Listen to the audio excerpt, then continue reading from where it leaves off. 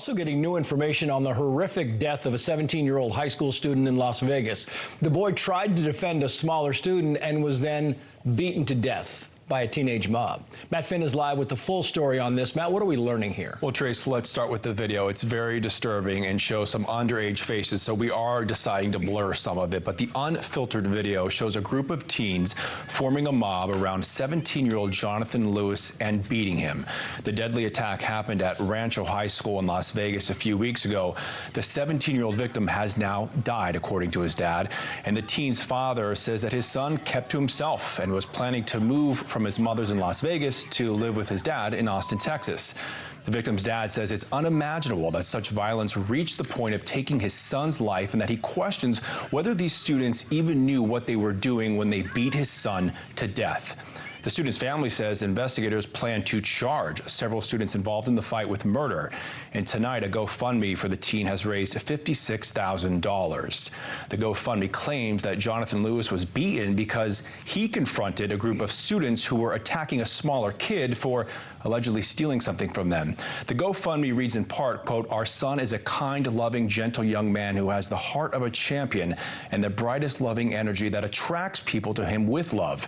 He's an aspiring artist, devoted big brother, and a fierce protector of loved ones." And Las Vegas Metro Police confirmed to us tonight they are investigating, and an update will be provided as this investigation develops. Trace. It's an awful story, Matt. Thank you. Let's bring in Bethany Mandel, co-author of Stolen Youth, and Nicole Neily, president of Parents Defending Education. Thank you both. Bethany, as Matt was saying there, we're talking about Rancho High School in Las Vegas. You have a kid, 17 years old. He steps in to protect a smaller kid, and he's beaten to death. I mean, it's unfair, it's heartbreaking, but it's infuriating to see this happen in an American school. Bethany, your thoughts?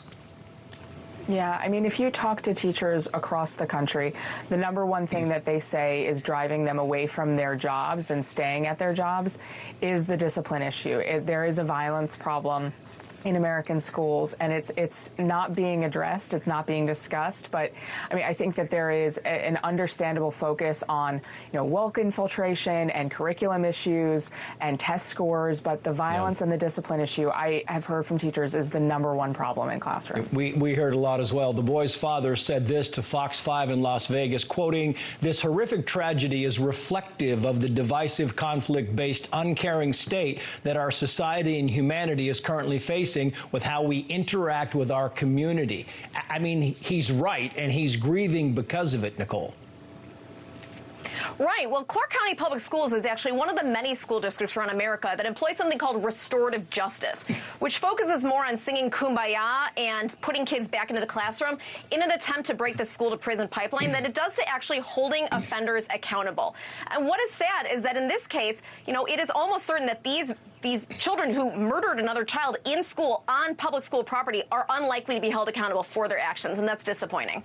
Yeah, meantime, California has a new law to stop kids from getting disinformation. This is from Cal Matters, writes, quoting here, "A new law requires K through 12 schools to add media literacy to curriculum for English, language arts, science, math, and history, social studies. Among the lessons will be recognizing fake news." I mean, Bethany, this is rich in California. You've got California controlling what they think is fake news in their public schools.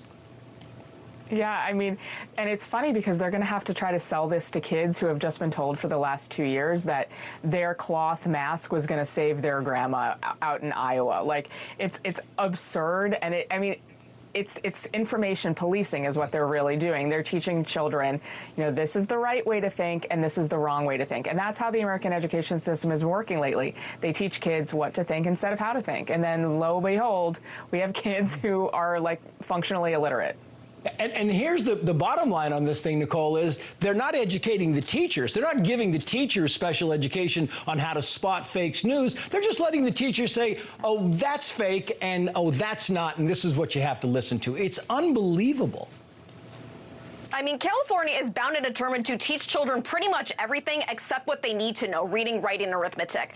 They're doing this as a mandate. They have also done ethnic studies as a curriculum, which is violently anti-Semitic and appalling that things like this are being forced into classrooms when children were locked out for 2 years and, as Bethany said, told things like you must wear a mask or maybe you can't go to a restaurant, yet your governor can. And so I think, this is yet another shameful episode in California's educational system. I've only got a few seconds left, but it just kind of goes back, Bethany, to the whole concept of California was the same state that was telling doctors, listen, if you give your patients any misinformation about COVID, we'll just yank your medical license. I got 20 seconds for you to wrap us up. Yep.